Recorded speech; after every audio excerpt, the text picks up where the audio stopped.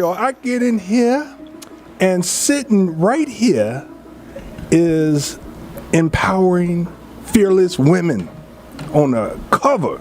Meleika Gardner, Black Excellence. What in the Reven? What is going on? Hey, girl power. Girl power. Congratulations. Good. Meleika. Yes. Evanston women, they put you on the cover of their magazine? Yes, they did. I feel very honored. Congratulations. Thank you. Every video I've done, I feel like it is touching somebody out there. It's informing somebody out there. It's entertaining someone out there. It's provoking people to think. It's changing some minds. It's opening some minds. It has to be about the people. You have to be serving the people. And I think from there, sky's the limit.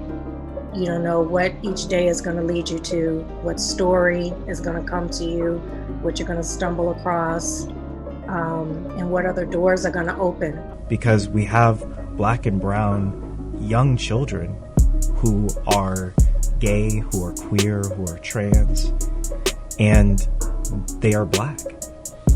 And their needs and their voices and their experiences aren't being held either.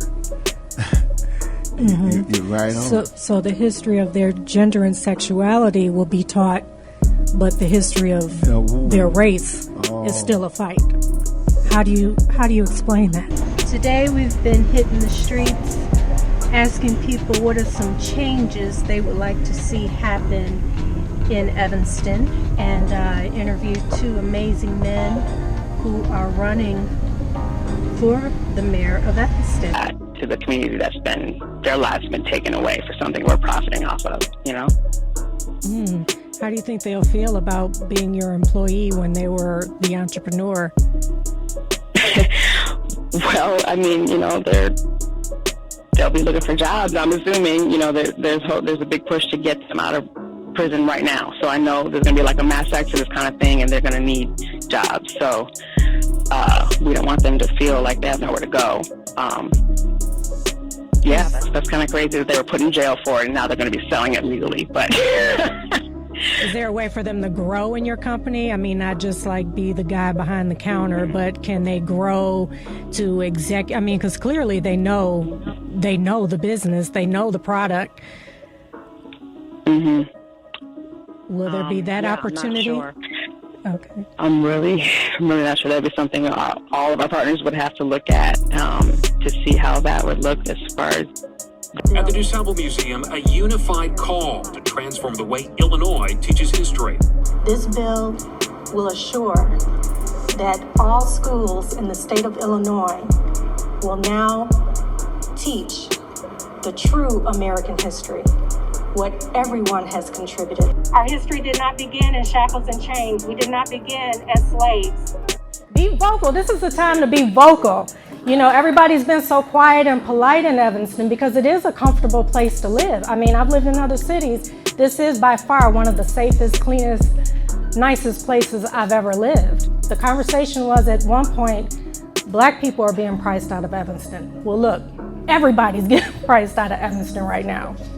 And I think people have the stigma about who homeless people are, like it's their fault, or it's total mental illness, or, but you would be so surprised. I know my mom volunteered at her church in the kitchen, the soup kitchen, and she was like, majority of the people in line were like these young Black men who you could tell were professionals at one time, and she would talk to them like they had careers, and then things just happened that were kind of out of their control. Racists have gotten... The government has gotten slicker in how they terrorize, Black economics. So how do we battle that now? Or is that really on us, our mentality? Like she said, you don't ask for the hookups from Gucci and Prada. Is it us stopping us from repeating what Tulsa was building, what Rosewood was building, what Evanston had going on? It is. It's part of us, but it's also government. What do you think?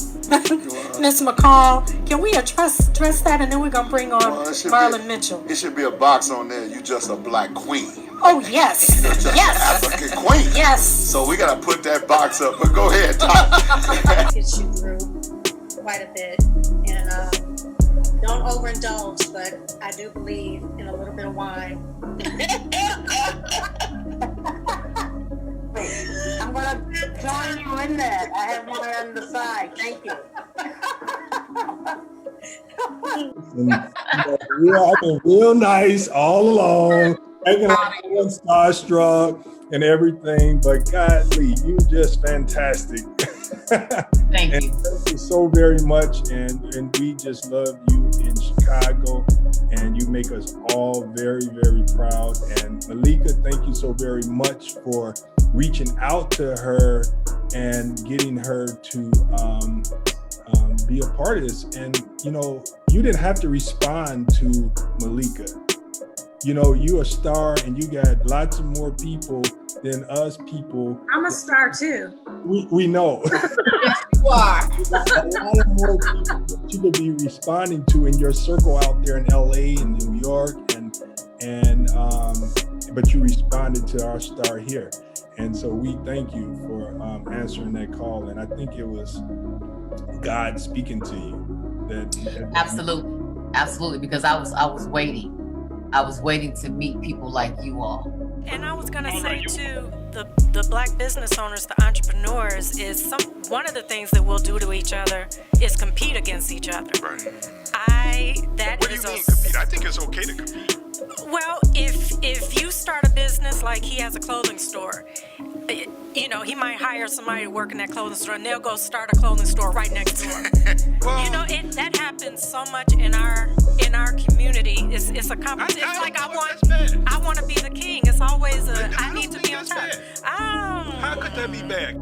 Hi, Alex. How are you? I'm good. How are you? Good. Good to see you again. You too. So this is it, huh? Yes. This is the famous Evanston Live TV car. Hear Brian Miller, I would hear, oh, he's the youngest candidate. And your response was, no, you heard that I was the asshole. He's been such an example of strength and perseverance and resilience, and she passed that on to me. And that's why Evanston Live TV exists today, because she's like, speak up. Say what you gotta say. And there's people out there that have stories worse than yours. There's people out there that need to be celebrated. There's people out there that need to be informed. Hey, this is Meleika of Evanston Live TV, and I want to welcome everyone to the 2021 mayoral debate. Yes, we have been waiting for this night. This is a night to really get to know the candidates, and you know what? With the questions, they're going to help you to get to know their opponent. It's hard, especially living here, Chicago. You hear all these stories, and I mean, our show, I mean, we actually talk to the people, we talk to the parents. God, I feel like I need some help, because the soul can only take so much, hearing so much darkness and murder and innocent people being locked up and harassed by the police, or it's so hard. It's so hard. And my heart, I can't imagine how a person, the evil that can point a gun at an innocent child, an innocent, defenseless child. Like, what the, like, is it mental illness, or are you just bona fide evil? Like, is just Satan in your body? Like, what the hell, man? It just rips my heart. If everybody would come together, but people don't, for some reason, don't want to be grouped in with black people. Like, what's up with that? I don't want no Obamacare. Don't give me that. If everybody came together for humanity and not, well, I don't want to be grouped in with the black people, we got our own movement over here. I mean, it's even with other people of color. I think when people go to the polls, I don't think these people who are voting Republican, I don't think they know what they're voting on exactly. Man, and you give them too much credit. I got a clip for you. I think the middle class, poor, I don't think they know what they're voting on. The rich know. because they know they're about to make out like fat rats. Right. Even more so. But those who are not rich and voting Republican, I don't think they understand the details, all of like what you've been breaking down, what some of our callers have broke down, what Devin was saying. I don't think they know all of that. I don't think they know that they're going to take their Social Security away. We work for our Social Security, so what gives you the right to play with that money and decide who gets it and who doesn't?